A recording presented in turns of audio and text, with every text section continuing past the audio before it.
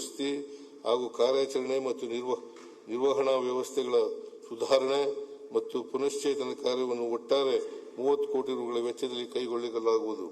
ಕೊಪ್ಪಳ ಜಿಲ್ಲೆಯ ಯಲಬುರ್ಗಾ ಮತ್ತು ಕುಕನೂರು ತಾಲೂಕಿನ ಬನ್ನಿಕೊಪ್ಪ ಹಾಗೂ 23 ಗ್ರಾಮಗಳಿಗೆ ಶುದ್ಧ ಕುಡಿಯುವ ನೀರನ್ನು ಒದಗಿಸುವ ಯೋಜನೆಯನ್ನು 125 ಕೋಟಿ ರುಗಳ ವೆಚ್ಚದಲ್ಲಿ ಅನುಷ್ಠಾನಗೊಳಿಸಲಾಗುವುದು. ರಾಷ್ಟ್ರಪಿತ ಮಹಾತ್ಮ ಗಾಂಧೀಜಿಯವರ ಹೆಸರನ್ನು ಚಿರಸ್ಥಾಯಿಗೊಳಿಸುವ ಉದ್ದೇಶದಿಂದ ರಾಜ್ಯದ ಎಲ್ಲ ಗ್ರಾಮ ಪಂಚಾಯಿತಿಗಳನ್ನು ಮಹಾತ್ಮ ಗಾಂಧಿ ಗ್ರಾಮ ಪಂಚಾಯಿತಿ ಎಂದು ನಾಮಕರಣ ಮಾಡಲಾಗುವುದು. ಗ್ರಾಮ ಪಂಚಾಯಿತಿಗಳ ಆಸ್ತಿಗಳ ನಗದೀಕರಣ ಮತ್ತು ಮೌಲ್ಯವರ್ಧನೆಗೆ ಸ್ಥಳೀಯ ಆರ್ಥಿಕ ಬಲವರ್ಧನೆ ಕಾರ್ಯಕ್ರಮವನ್ನು ಆರಂಭಿಸಲಾಗುವುದು. ಈ ಯೋಜನೆಯಡಿ ಪ್ರಾಯೋಗಿಕವಾಗಿ ಪ್ರತಿ ವಿಭಾಗದ 5 ಗ್ರಾಮ ಪಂಚಾಯಿತಿಗಳ ವ್ಯಾಪ್ತಿಯಲ್ಲಿ ಗ್ರಾಮೀಣ ಭಾಗದಲ್ಲಿ ಅವಶ್ಯವಿರುವ ಸೌಲಭ್ಯಗಳನ್ನು ಒಳಗೊಂಡ ಆದಾಯೋತ್ಪನ್ನ ಘಟಕಗಳನ್ನು ಪ್ರಸಕ್ತ ವರ್ಷ 25 ಕೋಟಿ ರುಗಳ ವೆಚ್ಚದಲ್ಲಿ ಸ್ಥಾಪಿಸಿ ನಿರ್ವಹಿಸಲಾಗುವುದು. ವಿದ್ಯುತ್ ಶಕ್ತಿ ಬಿಲ್ಲುಗಳ ಪಾವತಿಯಲ್ಲಿ ಗ್ರಾಮ ಪಂಚಾಯಿತಿಗಳನ್ನು ಸ್ವಯಂ ಸುಸ್ಥಿರಗೊಳಿಸಲು ಹಾಗೂ ಅವಶ್ಯವಿರುವ ವಾರ್ಷಿಕ ಅಂದಾಜು 4,000 ಮೆಗಾವ್ಯಾಟ್ ವಿದ್ಯುತ್ ಶಕ್ತಿಯನ್ನು ಉತ್ಪಾದಿಸುವ ನಿಟ್ಟಿನಲ್ಲಿ ರಾಜ್ಯದ ಎಲ್ಲ ಗ್ರಾಮ ಪಂಚಾಯಿತಿಗಳಲ್ಲಿ ಸೋಲಾರ್ ಮೈಕ್ರೋ ಗ್ರಿಡ್ಗಳನ್ನು ಸಾರ್ವಜನಿಕ ಖಾಸಗಿ ಸಹಭಾಗಿತ್ವದಲ್ಲಿ ಸ್ಥಾಪಿಸುವ ಅನಂತ ಯೋಜನೆಯನ್ನು ಅನುಷ್ಠಾನಗೊಳಿಸಲು ಉದ್ದೇಶಿಸಲಾಗಿದೆ. ಯೋಜನೆ ರಾಜ್ಯದ ಅಭಿವೃದ್ಧಿ ಮತ್ತು ಪ್ರಾದೇಶಿಕ ಸಮತೋಲನೆ ಬಗ್ಗೆ ಅಧ್ಯಯನ ನಡೆಸಿ ವರದಿಯನ್ನು ನೀಡಲು ಪ್ರೊಫೆಸರ್ ಎಂ ಗೋವಿಂದರಾವ್ ಅಧ್ಯಕ್ಷತೆಯಲ್ಲಿ ನಮ್ಮ ನಿರ್ಧಾರದಿಂದ ಸರ್ಕಾರದಿಂದ ರಚಿಸಿದ ಸಮಿತಿಯು ಪ್ರಾದೇಶಿಕ ಅಸಮತೋಲನ ನಿವಾರಣೆಗೆ ಹಲವು ಉಪಕ್ರಮಗಳುಳ್ಳ ವರದಿಯನ್ನು ಸರ್ಕಾರಕ್ಕೆ ಸಲ್ಲಿಸುತ್ತಿದೆ. ಈ ವರದಿಯನ್ನು ವಿಧಾನಮಂಡಲದಲ್ಲಿ ಮಂಡಿಸಲಾಗುವುದು. ಸಂಪನ್ಮೂಲ ಹಾಗೂ ಆರ್ಥಿಕ ಮತ್ತು ಸಾಮಾಜಿಕ ಮೂಲಸೌಕರ್ಯ ಕೊರತೆಗಳ ಆಧಾರದ ಮೇಲೆ ರಾಜ್ಯದ ತಾಲೂಕುಗಳನ್ನು 4 ಗುಂಪುಗಳನ್ನಾಗಿ ವಿಂಗಡಿಸಿ ತಲಾ 59 ತಾಲೂಕುಗಳನ್ನು ಅತ್ಯಂತ ಹಿಂದುಳಿದ, ಅತಿ ಹಿಂದುಳಿದ, ಕಡಿಮೆ ಅಭಿವೃದ್ಧಿ ಹೊಂದಿದ ಹಾಗೂ ಮುಂದುವರಿದ ತಾಲೂಕುಗಳೆಂದು ಸಮಿತಿಯಿಂದ ಗುರುತಿಸಲಾಗಿದೆ.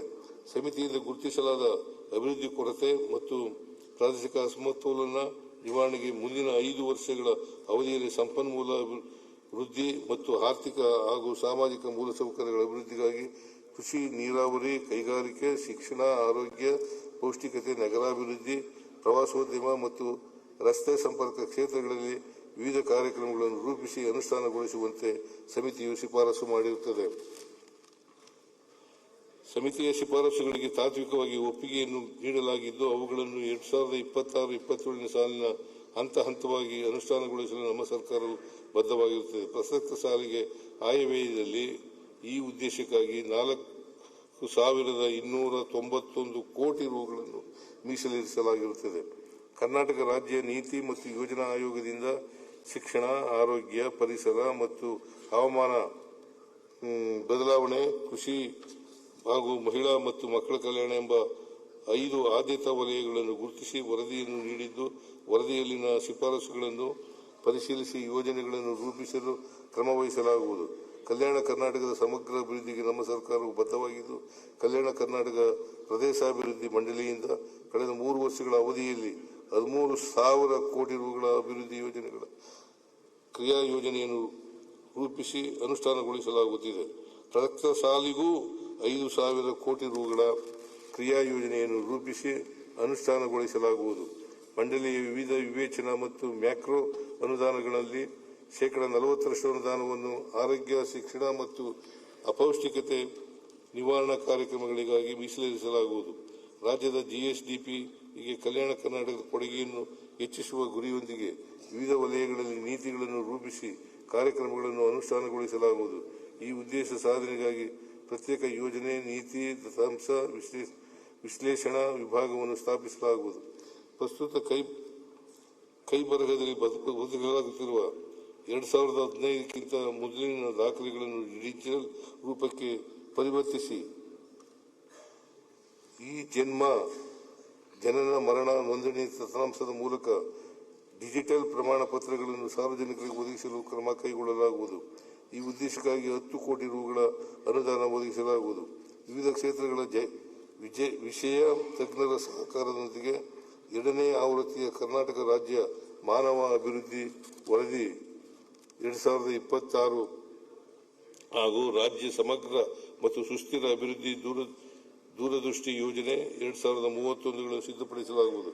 ಗ್ರಾಮ ಮಟ್ಟದಿಂದ ಯೋಜನೆಗಳನ್ನು ಸಿದ್ಧಪಡಿಸಲು 26 ಜಿಲ್ಲೆಗಳಲ್ಲಿ ಜಿಲ್ಲಾ ಯೋಜನಾ ಸಮಿತಿಗಳನ್ನು ರಚಿಸಿದ್ದು, ಜನರ ಯೋಜನೆಯನ್ನು ಪೀಪಲ್ಸ್ ಪ್ಲಾನ್ ರೂಪಿಸಲಾಗುವುದು. ಕೆಕೆಆರ್ ಅಡಿಬಿ ಅನುದಾನದಿಂದ ಜೇವರ್ಗಿಯಲ್ಲಿ ಒಂದು ನಾಲೆಡ್ಜ್ ಪಾರ್ಕ್ ಅನ್ನು ಸ್ಥಾಪಿಸಲಾಗುವುದು. ನಗರಾಭಿವೃದ್ಧಿ. ಬೆಂಗಳೂರು ಕೇವಲ ನಗರವಷ್ಟೇ ಅಲ್ಲ, ಅದು ಅಸಂಖ್ಯಾತ ಕನಸುಗಳ ನೆಲೆವೀಡು. ನಾಡಪ್ರಭು ಕೆಂಪೇಗೌಡರ ಆಡಳಿತದಿಂದ ಹಿಡಿದು ಇಂದಿನ ಸ್ಟಾರ್ಟ್ಅಪ್ ಕ್ರಾಂತಿಯವರೆಗೆ ಈ ನಗರವು ತನ್ನದೇ ಆದ ವೈಶಿಷ್ಟ್ಯತೆಯನ್ನು ಹೊಂದಿದೆ. ಬೆಂಗಳೂರನ್ನು ವಿಶ್ವದ ಅತ್ಯುತ್ತಮ ವಾಸಯೋಗ್ಯ ನಗರವನ್ನಾಗಿ ಮಾಡುವುದು ನಮ್ಮ ಸರ್ಕಾರದ ಮುಖ್ಯ ಉದ್ದೇಶವಾಗಿರುತ್ತದೆ. 2025-26ನೇ ಸಾಲಿನಲ್ಲಿ ಈ ಕೆಳಕಂಡ ಉಪಕ್ರಮಗಳನ್ನು ಕೈಗೊಳ್ಳಲಾಗಿದೆ. ಬೆಂಗಳೂರಿನ 5 ನಗರ ಪಾಲಿಕೆಗಳಲ್ಲಿ 1255 ಕೋಟಿ ರುಗಳ ಮೊತ್ತದ ವಾರ್ಡ್ ರಸ್ತೆ ಮೂಲಸೌಕರ್ಯ ಅಭಿವೃದ್ಧಿ ಕಾಮಗಾರಿ, 1700 ಕೋಟಿ ರುಗಳ ಮೊತ್ತದಲ್ಲಿ 158 ಕಿಲೋಮೀಟರ್ ರಸ್ತೆ ವೈಟ್ ಟಾಪಿಂಗ್ ಕಾಮಗಾರಿ, 1936 ಕೋಟಿ ರುಗಳ ಮೊತ್ತದ ಮುಖ್ಯ ಮತ್ತು ಉಪಮುಖ್ಯ ರಸ್ತೆಗಳ ಅಭಿವೃದ್ಧಿ, ಸಿಲ್ಕ್ ಬೋರ್ಡ್ ಜಂಕ್ಷನ್ನಿಂದ ಕೆಆರ್ಪುರಂ ಮೆಟ್ರೋ ನಿಲ್ದಾಣದವರೆಗೂ ಹೊರ ವರ್ತುಲ ರಸ್ತೆಯನ್ನು ಅಭಿವೃದ್ಧಿಪಡಿಸುವ 450 ಕೋಟಿ ರುಗಳ ಯೋಜನೆ, 273 ಕೋಟಿ ರುಗಳ ಅಂದಾಜು ಮೊತ್ತದಲ್ಲಿ ರಾಜಕಾಲುವೆಗಳ ಮೇಲ್ದರ್ಜೆಗೇರಿಸುವುದು ಮತ್ತು ಕೆರೆ ಅಭಿವೃದ್ಧಿ ಕಾಮಗಾರಿಗಳು. ಬೆಂಗಳೂರಿನ ನಾಗರಿಕರಿಗೆ ಪಾರದರ್ಶಕ, ಜನಸ್ನೇಹಿ, ಸಹಭಾಗಿತ್ವವುಳ್ಳ ತುರ್ತು ಸ್ಪಂದನೆಯ ಆಡಳಿತವನ್ನು ಒದಗಿಸಲು ಗ್ರೇಟರ್ ಬೆಂಗಳೂರು ಪ್ರಾಧಿಕಾರವನ್ನು ಹಾಗೂ 5 ಮಹಾನಗರ ಪಾಲಿಕೆಗಳನ್ನು ಸ್ಥಾಪಿಸಲಾಗಿದೆ. 2025-26ನೇ ಸಾಲಿನ ಬೆಂಗಳೂರು ಅಭಿವೃದ್ಧಿಗೆ ರಾಜ್ಯ ಸರ್ಕಾರ ನೀಡುತ್ತಿದ್ದ 3,000 ಕೋಟಿ ರು ಅನುದಾನವನ್ನು 7,000 ಕೋಟಿ ರುಗಳಿಗೆ ಹೆಚ್ಚಿಸಲಾಗಿರುತ್ತದೆ. ಪ್ರಸಕ್ತ ಸಾಲಿನಲ್ಲಿಯೂ ಈ ಅನುದಾನವನ್ನು ಮುಂದುವರಿಸಲಾಗುವುದು. ರಸ್ತೆಗಳ ದೀರ್ಘಕಾಲದ ಬಾಳಿಕೆಗಾಗಿ ಮುಂದಿನ 3 ವರ್ಷಗಳಲ್ಲಿ 450 ಕಿಲೋಮೀಟರ್ಗೂ ಹೆಚ್ಚು ಉದ್ದದ ರಸ್ತೆಗಳನ್ನು 3,000 ಕೋಟಿ ರುಗಳ ವೆಚ್ಚದಲ್ಲಿ ವೈಟ್ ಟಾಪಿಂಗ್ ಮಾಡಲಾಗುವುದು.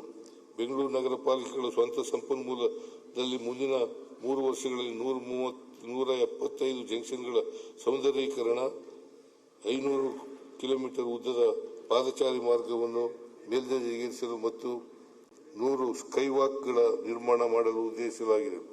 ವಿಶ್ವ ಬ್ಯಾಂಕ್ ನೆರವಿನ ಜಲಭದ್ರತೆ